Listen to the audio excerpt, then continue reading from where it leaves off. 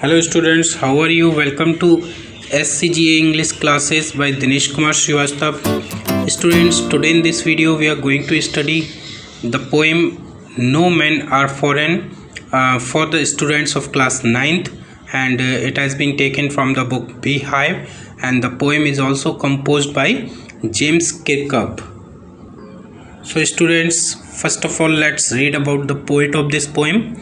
James Kirkup was a prolific poet and translator. यानी James किरकप जो कि 1918 में पैदा हुए थे और 2009 में इनकी डेथ हुई थी, वो एक प्रोलिफिक पोइट थे और ट्रांसलेटर थे। प्रोलिफिक का मीन्स बहुत ही अग्रणी है ना, बहुत ही उच्च कोटि के, और ट्रांसलेटर का मतलब जो ट्रांसलेट करते हो, अनुवाद करते हो किसी को हिंदी से इंग्लिश में या इंग्लिश से हिंदी में, इस तरह से। His works include several dozen poetry collections, 6 volumes of autobiography, and over 100 monographs of original work and translations. और उनके जो वर्क है, यानी उन्होंने जितनी भी राइटिंग्स लिखी हैं उनमें बहुत सारे, कई दर्जन पोइट्री के कलेक्शंस हैं, बहुत सारे, लगभग 6 वॉल्यूम्स ऑफ ऑटोबायोग्राफी हैं और लगभग 100 मोनोग्राफ हैं ओरिजिनल वर्क से रिलेटेड और ट्रांसलेशन से related. Amongst his honor, James Kirkup held the Atlantic Award for Literature from the Rockefeller Foundation in 1950। और अगर हम इनके ऑनर्स की बात करें, इनको जो सम्मान दिए गए हैं, तो जेम्स किरकप ने एक अटलांटिक अवार्ड फॉर लिटरेचर को प्राप्त किया है। ये इन्होंने रॉकफेलर फाउंडेशन से 1950 में अचीव किया था। Became a fellow of the royal society of literature in 1962।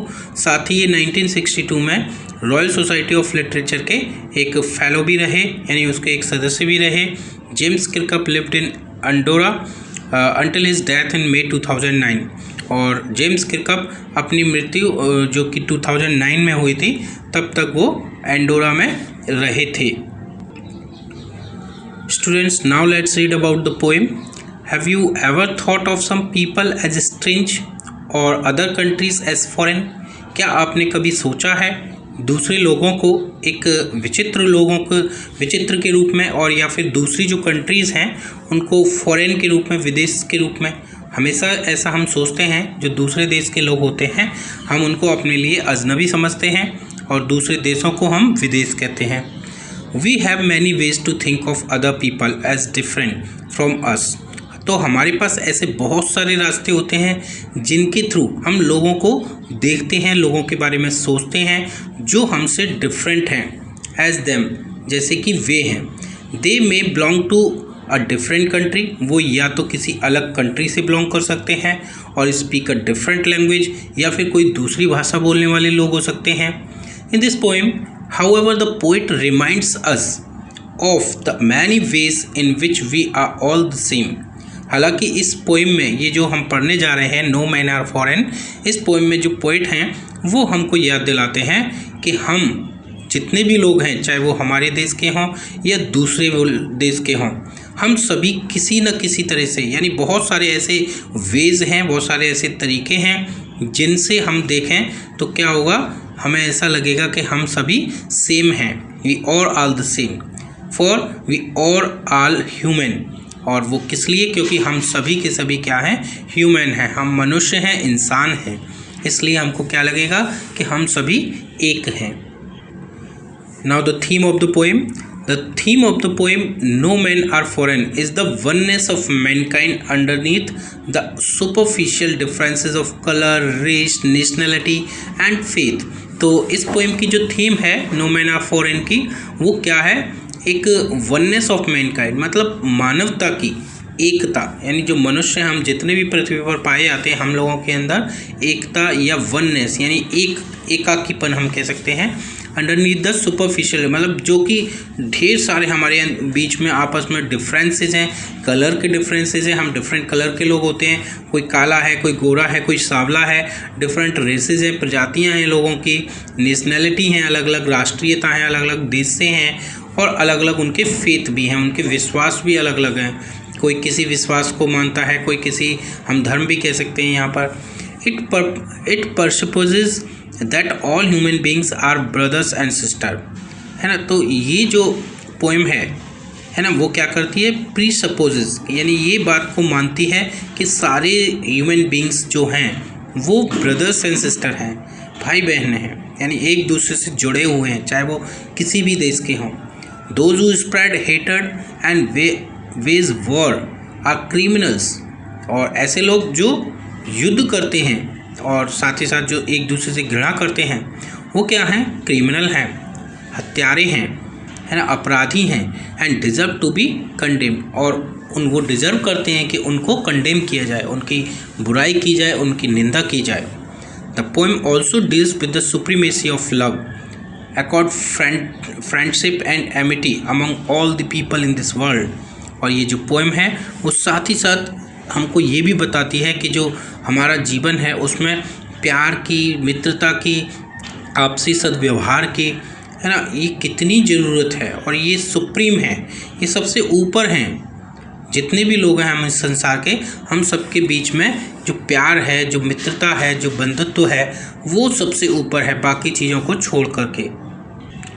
तो देखिए फर्स्ट स्टैंजा इस पोएम का शुरू करते हैं। Remember no man are foreign, no man are strange, no country is foreign, beneath all uniform a single body breathes like ours, the land our brothers, walk upon इस earth like this in which we all shall lie. तो poet यहाँ पर हमको ये बताना चाहता है कि हम जितने भी लोग हैं, चाहे वो हम हमारे देश में रहने वाले हों या किसी दूसरे रहने वाले हों, वो हमको एक एडवाइस देता है कि याद रखो कोई भी आदमी, कोई भी दूसरा इंसान स्ट्रेंज नहीं होता है, कोई भी अजनबी नहीं होता है ना, कोई भी कंट्री विदेश नहीं होती है। यानी हम कहते हैं दूसरी कंट्री के लोगों को, दूसरे कंट्री के बारे में कहते हैं कि वो क्या है, विदेश है, लेकिन पोइट हमको ये बताना चाहता है कि ऐसा कुछ नहीं है, कोई भी विदेश नहीं होता है, कोई भी व्यक्ति अजनबी नहीं होता है। क्योंकि वो कहते हैं बीनीथ ऑल यूनिफॉर्म्स, क्योंकि जो यूनिफॉर्म वो पहने होते हैं, जैसे हम यहाँ पर देखें इस पिक्चर में डिफरेंट कंट्रीज़ के सोल्जर्स हैं, तो और वो कैसे पता चल रहा है कि ये डिफरेंट यूनिफॉर्म पहने हुए हैं या इनके डिफरेंट फेसेस थोड़े से होंगे, लेकिन वो ये कहना चाह रहा है पोइट कि इनकी जो यूनिफॉर्म है उसके अंदर, यूनिफॉर्म के अंदर क्या है, इस single body breathes like our, है ना, एक सिंगल बॉडी है जो सांस लेती है, जो जीवित रहती है, और वो बिल्कुल वैसी है जैसी ही हमारी बॉडी है, बिल्कुल जस्ट लाइक सेम, है ना, जैसी हमारी बॉडी है। अगर हम कपड़े जो होते हैं, कपड़े पहनते हैं, कपड़ों से हम अलग अलग हो जाते हैं, कई बार कपड़ों से हम हिंदू, मुस्लिम या इंडियन, अमेरिकन या अलग अलग देशों के लोगों को पहचान लेते हैं, है ना, लेकिन अगर हम बात करें तो उन कपड़ों के अंदर क्या होता है, सेम बॉडी होती है ना, कलर का डिफरेंस हो सकता है लेकिन सबके सेम बॉडी पार्ट्स होते हैं, 2 हाथ होते हैं, एक नाक होती है, 2 कान होते हैं, फेस होता है पूरा, एक 2 पैर होते हैं, मतलब सब कुछ एक सेम होता है। The land our brothers walk upon इस अर्थ लाइक दिस, और वो धरती जिस, मतलब उन विदेशों की धरती, यानी जो दूसरे देश हैं वहाँ की धरती और वहाँ के लोग, है ना, तो वहाँ के लोग जिस धरती पर चलते हैं, जिस ग्राउंड पर वो चलते हैं, तो वो लैंड भी क्या है, वो हमारा ब्रदर है। Walk upon is the earth like this, क्योंकि और वो लोग भी हमारे भाई हैं, क्योंकि वो उसी तरह की अर्थ पर चलते हैं जिस तरह की अर्थ पर हम चलते हैं, यानी कि वहाँ की ज़मीन और हमारी ज़मीन में कोई भी अंतर हमको दिखाई नहीं देता है।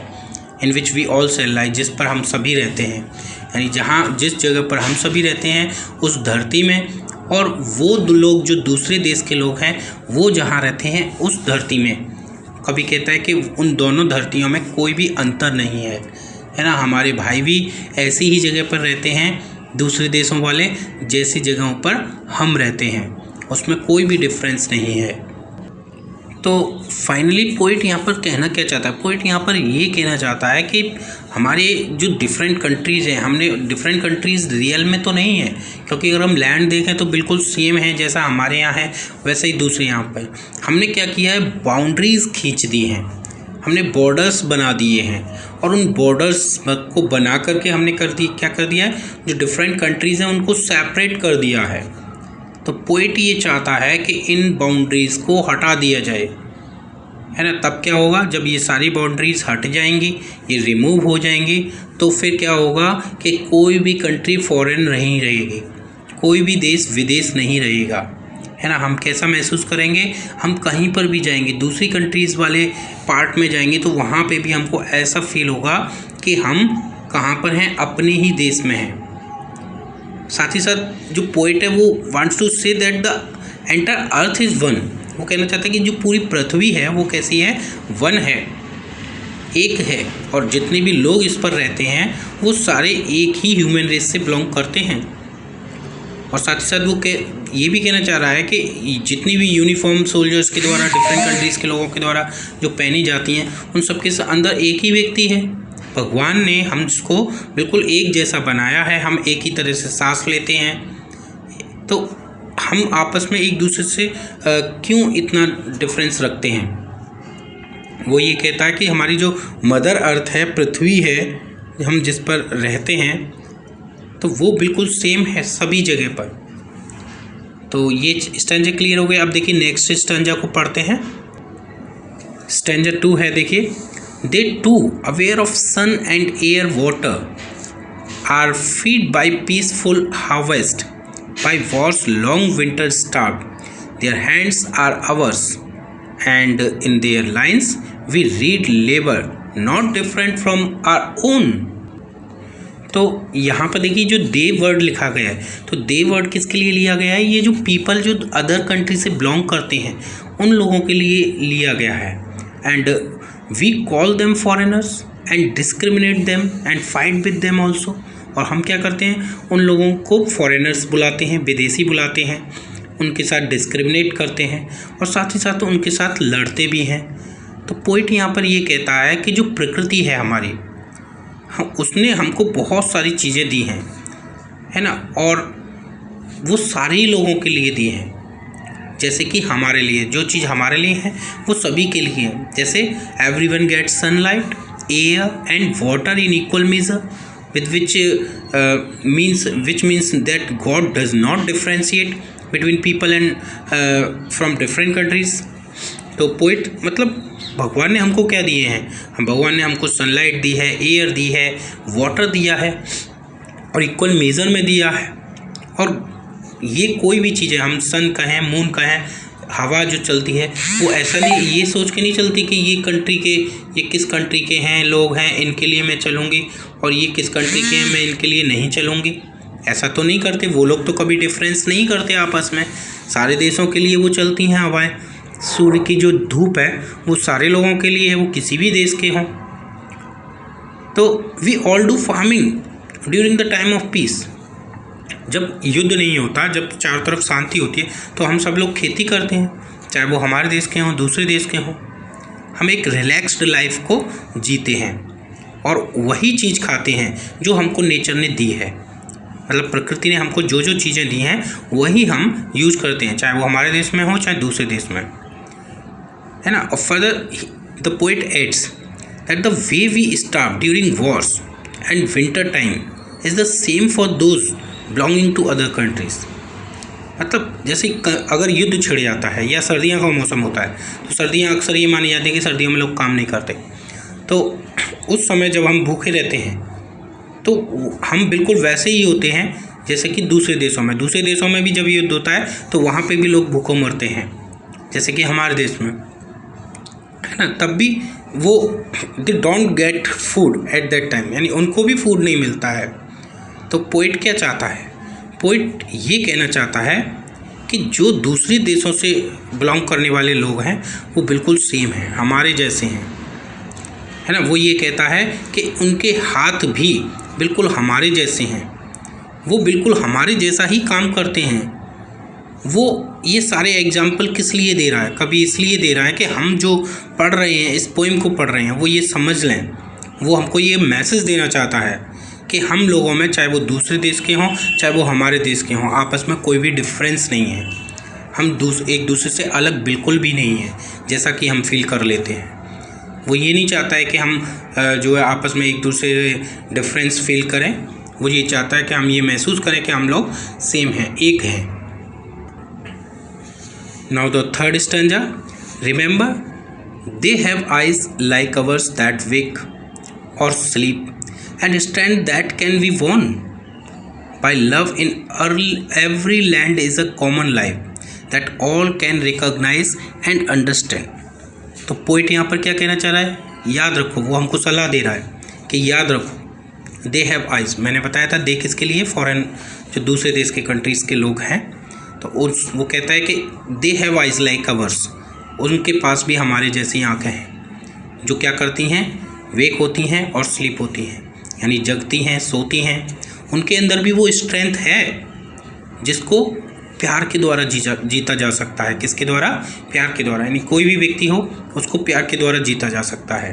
उनके अंदर भी वो स्ट्रेंथ है, वो अगर हम उनके शत्रु हैं तो वो भी हमें प्यार से जीत सकते हैं, और वो हमारे शत्रु हैं तो हम भी उन्हें प्यार से जीत सकते हैं।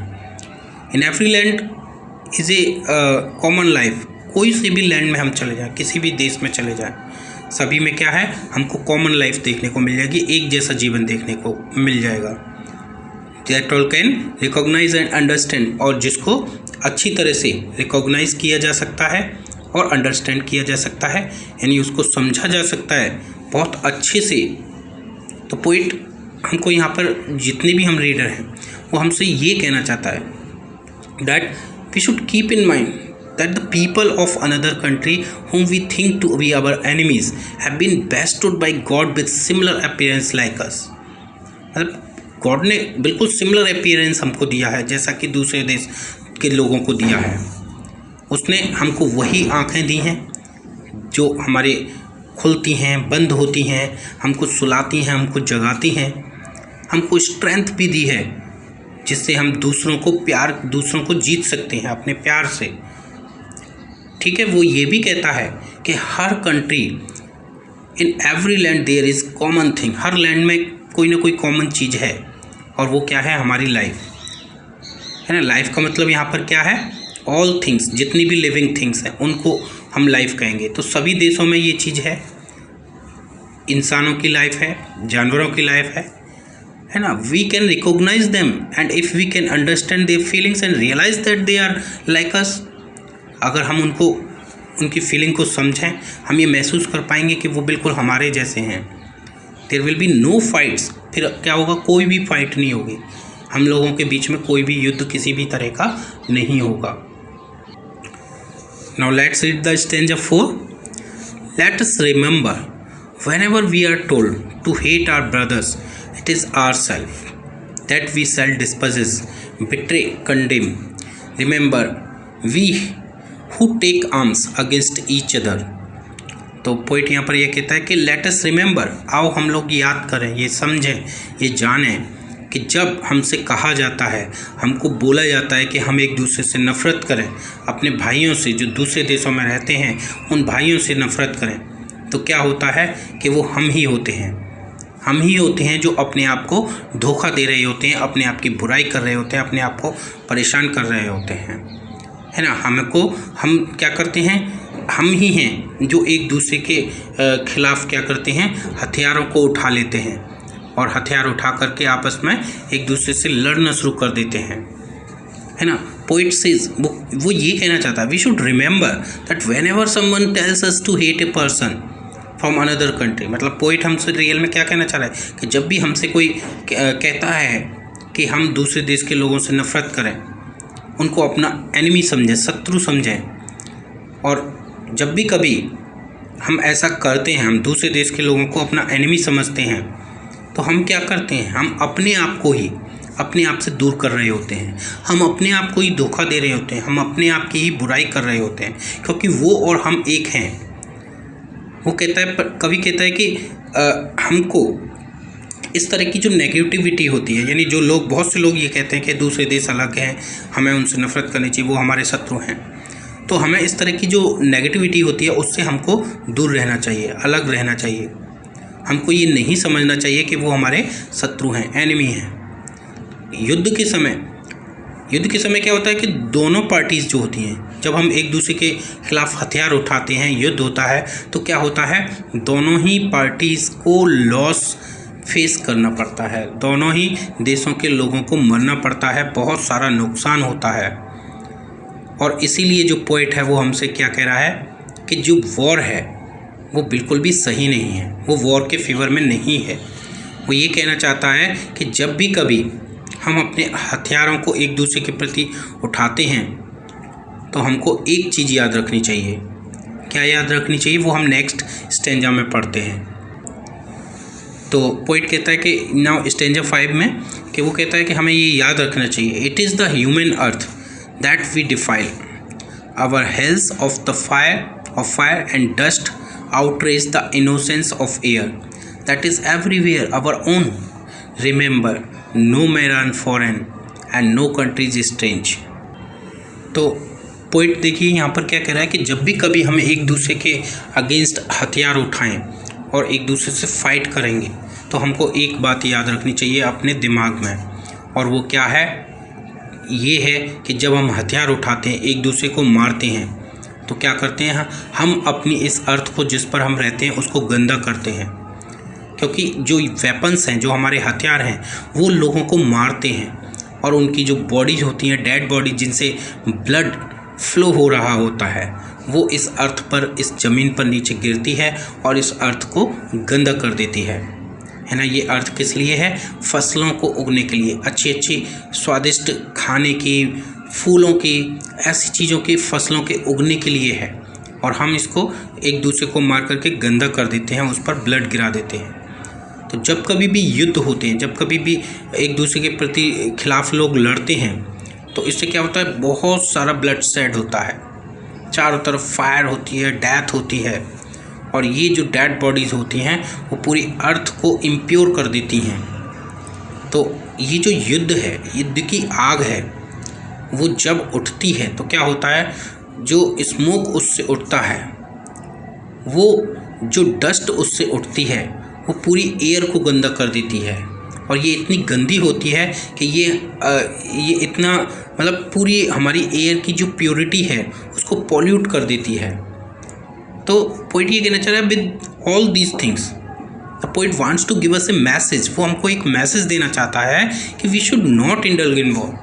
हमको युद्धों में शामिल नहीं होना चाहिए, हमको युद्ध नहीं करने चाहिए।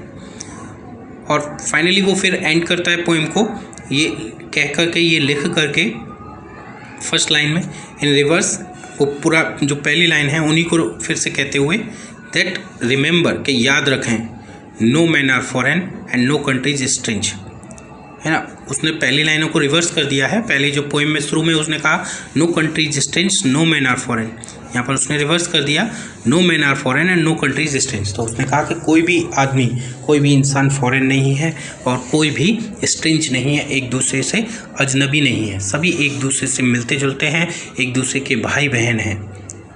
तो हमको यही ध्यान में रखना चाहिए कि हमें एक दूसरे से नफ़रत नहीं करनी चाहिए, एक दूसरे से लड़ाई नहीं करनी चाहिए, एक दूसरे के प्रति युद्ध का या शत्रु का भाव हमारे मन में नहीं रहना चाहिए। हमें एक दूसरे को अपना भाई समझना चाहिए।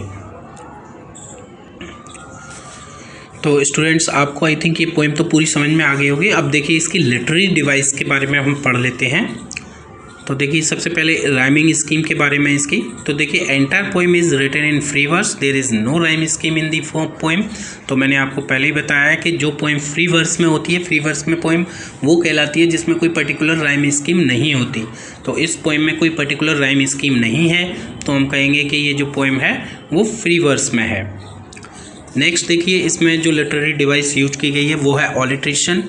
The repetition of a consonant sound in two or more closely placed words is called alliteration। ये हम जानते ही हैं, जब हम दो से अधिक ऐसे शब्द आए हों, रिपीट हुए हों, और उनमें जो कॉन्सोनेंट वर्ड है जो इस बिगनिंग का वो रिपीट हो रहा हो, तो हम उसको ऑलिट्रेशन कहते हैं। तो देखिए यहाँ पर जो ऑलिट्रेशन के जो इंस्टेंसेज हैं, एग्जाम्पल्स हैं, वो क्या है? स्टैंजा 1 में भी हम देखते हैं कि यहाँ पर के लिखा हुआ है body breathes.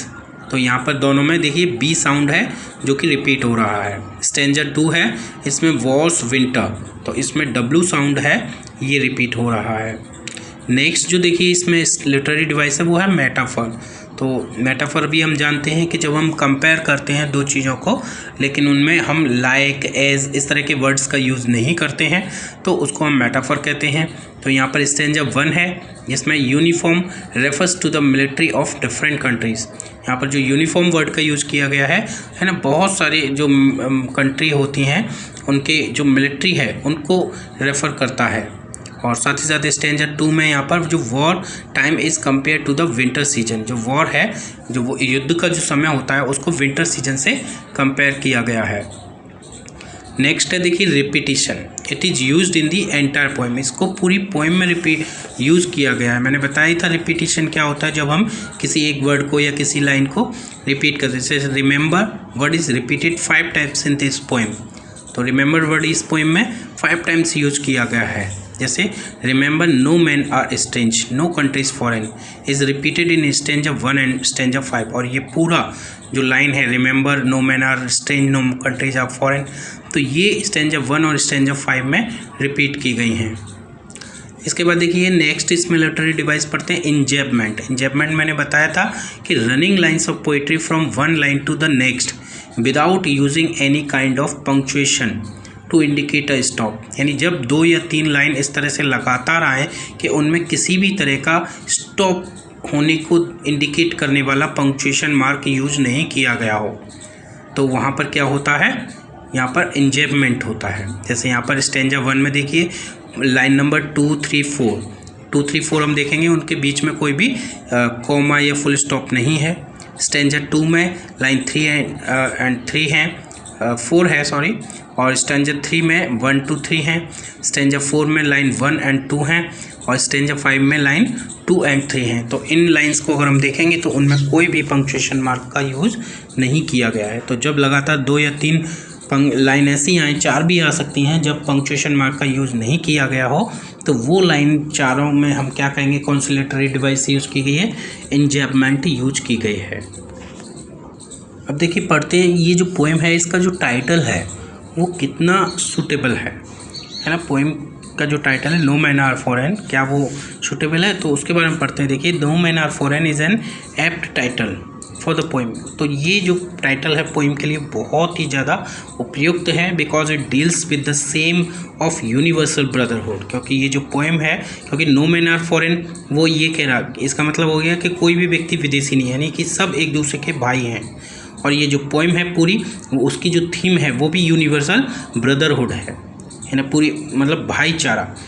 Human beings all over the world have identical behaviour and the differences based on the man-made concept of caste, creed, barriers etc. are unnatural। तो इस पूरी पोएम में हमें ये बताया गया है कि जितने भी ह्यूमन बींग है पूरे वर्ल्ड में, वो आइडेंटिकल, उनका जो बिहेवियर है वो सेम है, उनके जो भी आइडेंटिकल बिहेवियर है, उनके जो डिफरेंसेस हैं वो भी कहीं ना कहीं हद तक सेम है। कास्ट के आधार पर, क्रीड के आधार पर बहुत सारे बैरियर्स हैं, बहुत सारे डिफरेंसेज हैं उनमें, लेकिन उनका जो आइडेंटिकल बिहेवियर है वो लगभग सेम है। Every human being responds positively to love, कोई भी इंसान हो, वह किसी भी देश का हो, प्रेम के प्रति सभी पॉजिटिवली रिस्पॉन्ड करते हैं। अगर आप उनसे प्रेम से बोलेंगे तो वो डेफिनेटली आपके साथ भी प्रेम से ही बोलेंगे। Hence no human being is a foreigner और एन आउटसाइडर। तो इस तरह से ये पोएम ये हमको बताती है कि कोई भी इंसान फॉरेनर नहीं है, विदेशी नहीं है, कोई भी आउटसाइडर नहीं है। तो इसलिए इसका जो टाइटल है नो मैन आर फॉरेन, बहुत ही ज़्यादा एप्ट टाइटल है, सूटेबल टाइटल है। अब देखिए पढ़ते हैं इसका पोएम का मैसेज क्या है, ये हमको क्या मैसेज देना चाहती है पोएम। तो देखिए this is a peace poem and gives a strong message to stop all wars and look upon humanity as a unified entity। ये पोएम हमको कहती है, ये पोएम हमको एक पीस का मैसेज देती है ना, पीस पोएम है, ये शांति की पोएम है, और हमको एक स्ट्रॉन्ग मैसेज देती है कि हम जितने भी युद्ध होते हैं उन सबको रोक दें और एक दूसरे को जो ह्यूमैनिटी है पूरी, उसको एक यूनिफाइड रूप में देखें। The poet wants the rulers of the all countries that when they wage wars they not only injure the interest of those whom they hate but also injure themselves। तो वो जितने भी जो पोइट उन लोगों को जो रूलर्स हैं उनको वार्न करता है, उनको चेतावनी देता है ना, जितने भी दूसरे देशों के जो किसी भी देश के जो रूलर्स हैं या कहें कि सभी देशों के, कि जब वो किसी दूसरे देश के प्रति वॉर करते हैं, वहाँ के लोगों को इंजर्ड करते हैं, तो वो न केवल उन लोगों को इंजर करते हैं जो उनसे हेट करते हैं, बल्कि वो अपने आप को भी इंजर करते हैं, अपने आप को भी चोट पहुंचाते हैं। They should know that peace brings prosperity and wars bring destruction. उनको ये बात जाननी चाहिए कि जो पीस होती है, शांति होती है, शांत माहौल होता है, वो समृद्धि लाती है, यानी प्रॉस्पेरिटी लाती है, लोगों के बीच में आपस में सद्भाव लाती है। और जो युद्ध होते हैं वो सिर्फ डिस्ट्रक्शन लाते हैं, विनाश लेके आते हैं। Hence those who spread hatred and cause wars against their brothers and sisters in different parts of the world actually harm the cause of peaceful mutual coexistence। तो इस प्रकार से ऐसे लोग जो नफ़रत फैलाते हैं और अपने भाइयों, अपनी बहनों या संसार के जो दूसरे लोग हैं उनके प्रति वो युद्ध करते हैं, हथियार उठाते हैं, उनसे नफ़रत करते हैं, वो वास्तव में क्या कर रहे होते हैं? इस पीसफुल म्यूचुअल को एग्जिस्टेंस जो है, यानी हमारा जो आपसी शांतिपूर्ण जो हमारा अस्तित्व है ना, वास्तव में वो उस अस्तित्व को ही नुकसान पहुंचा रहे होते हैं। तो इस तरह से ये जो मैसेज है पोएम का वो हमको क्लियर हो गया। ये पोएट हमको यही कहना चाहता है कि हम एक दूसरे के प्रति नफ़रत न फैलाएं, एक दूसरे से नफ़रत न करें, एक दूसरे से युद्ध न करें, सबको अपना भाई समझें। दूसरे देशों के लोग भी बिल्कुल हमारे जैसे हैं, हम उनके साथ अच्छे संबंध रखें जिससे कि पूरे देश में शांति स्थापित हो सके। तो आई थिंक स्टूडेंट कि ये पोएम आपको पूरी समझ में आ गई होगी। अगर आपको कोई प्रॉब्लम है तो आप मुझे व्हाट्सएप पर सेंड कर सकते हैं। Thank you student for watching this video.